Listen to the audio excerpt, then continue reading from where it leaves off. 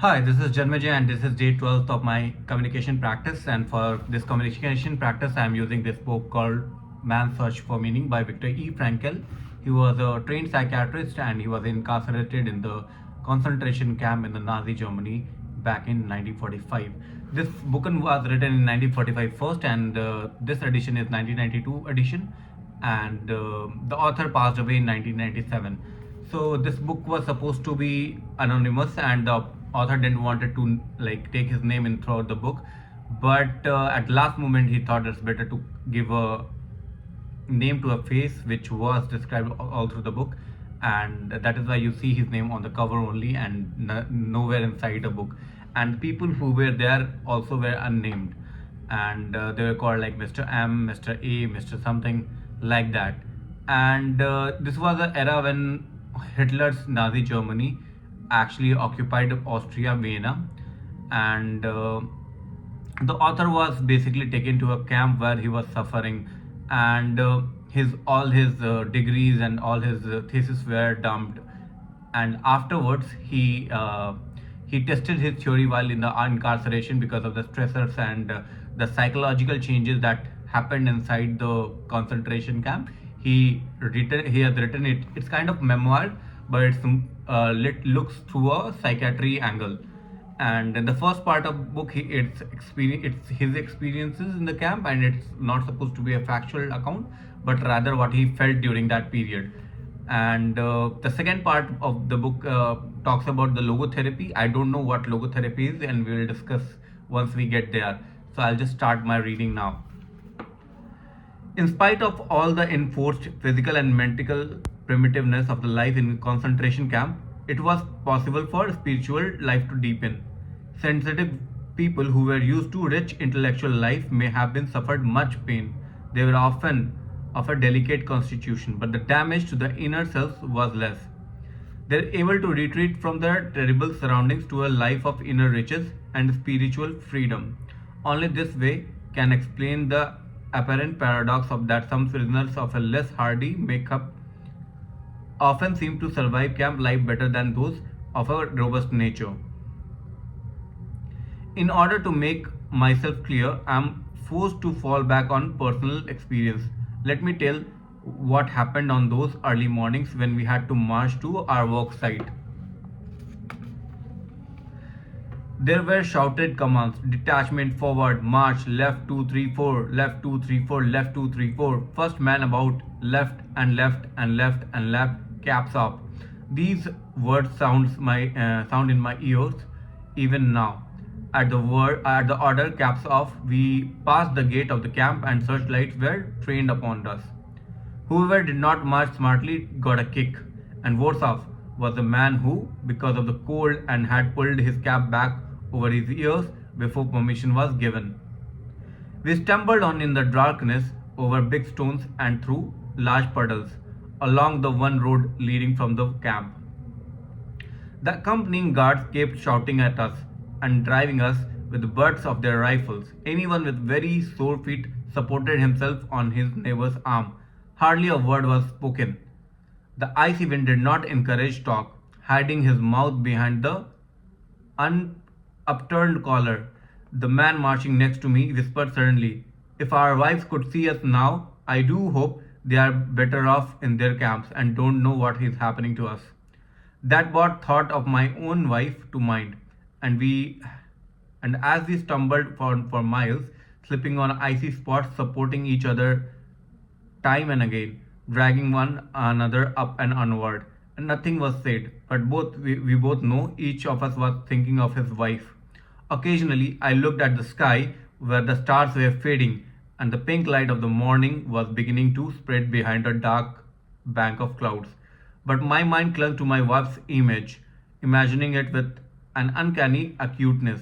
I heard her answering me, saw her smile, her frank and encouraging look. Real or not, her look was then more luminous than the sun which was beginning to rise. A thought transfixed me. For the first time in my life, I saw the truth as it is set into song by many poets, proclaimed in the final wisdom by so many thinkers. The truth that love is ultimate and the highest goal to which a man can aspire. Then I grasped the meaning of the greatest secret that human poetry and the human thought and belief have to impart. The salvation of a man is through love and in love. I understood how a man who has nothing left in the world still know bliss, and be it only for a brief moment in the constant contemplation of his beloved. In a position of utter desolation, when man cannot express himself in positive action, when his only achievement may consist in enduring his suffering in the right way, an honorable way, in such a position, man can, through loving contemplation of an image he carries of his beloved, and achieve fulfillment. For the first time in my life, I was able to understand the meaning of the words. The angels are lost in perpetual contemplation of a infinite glory. So, the people who were there in the camp and those who have a spiritual connections were better off than the people who have study outlook and physical appearances. And the author and his fellow prisoner basically talked about that if our wives saw us, I hope they are like they didn't uh, saw them working throughout this and in this misery, and they were hoping that they are doing well than they were doing themselves. And no one said nothing during that process because it was chilly, and to speak was basically difficult in that cold winter. And for a long time they didn't say anything to each other, but they knew what both were thinking, and they were thinking about their wife. And the author also thinks about like in the during that misery when everything is taken away from him, and still he was thinking about his wife, his beloved. And now it is making sense about all the poets and the authors who have written about love and beloved, and what a man can truly aspire and what can they think about love.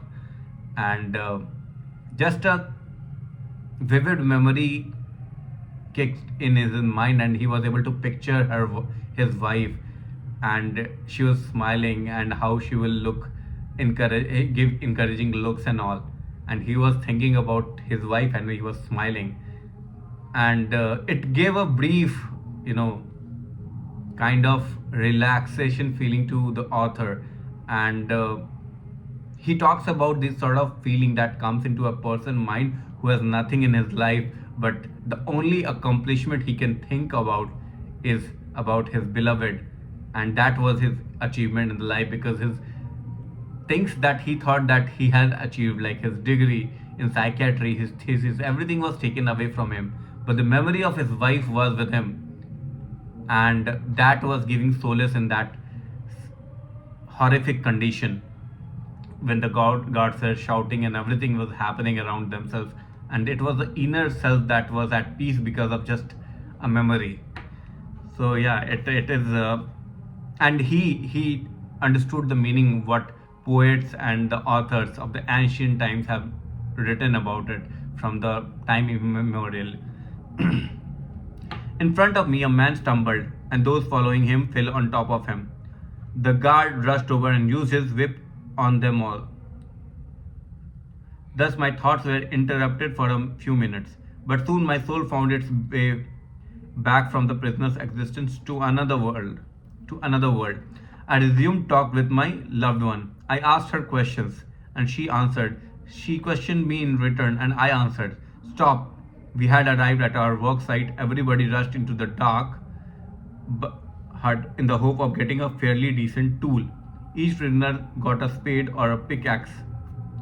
Can't you hurry up, you pigs? Soon we had resumed the previous day's position in the ditch. The frozen ground cracked under the point of the pickaxes, and the sparks flew. The men were silent, their brains numb. My mind still clung to the image of my wife. A thought crossed my mind. I didn't even know if she were still alive. I knew only one thing, which I had learned well by now. Love goes far, very far beyond the physical person of the beloved. It finds its deepest meaning in his spiritual being. his inner self, whether or not he is actually present, whether or not he's still alive at all, ceases somehow to be of importance. I did not know whether my wife was alive, and I had no means of finding out. During all my prison life, there were no outgoing or incoming mail, but at that moment, it ceased to matter. There was no need for me to know. Nothing could touch the strength of my love, my thoughts, and the image of my beloved. Had I known then that my wife was dead, I think that I would still have given myself undisturbed by the knowledge to the contemplation of her image, and that my mental conversation with her would have been just as vivid and just as saying, "Set me like a seal upon the heart. Love is as strong as death." So now we know his wife was dead, and he didn't had any knowledge, a clue about that, the news that his wife was dead. But the author says that even if he knew that his wife was dead, he'll still have that sort of vivid imagination of his wife, and he had a conversation with his wife, even by disturbances. Like after a few times, they were disturbed by their guards and everything, and still he had a chat with her. Like he asked some questions, she answered, and she in turn asked some question, and he answered, and that sort of conversation relaxed him. He was in a peaceful state, in a different world than the reality, which was horrific prison conditions, sore, and undernourishment that he was facing. So that was his. In this part of the excerpts, the lines, we understand about the author's psyche and what was going in his mind, what he was thinking during the incarceration, which and before that everything was about like the horrific condition what people were facing, and this was about his mental, you know, psyche which was he was undergoing. And this was day 12 of my communication practice, and see you in the next video. Thanks, bye.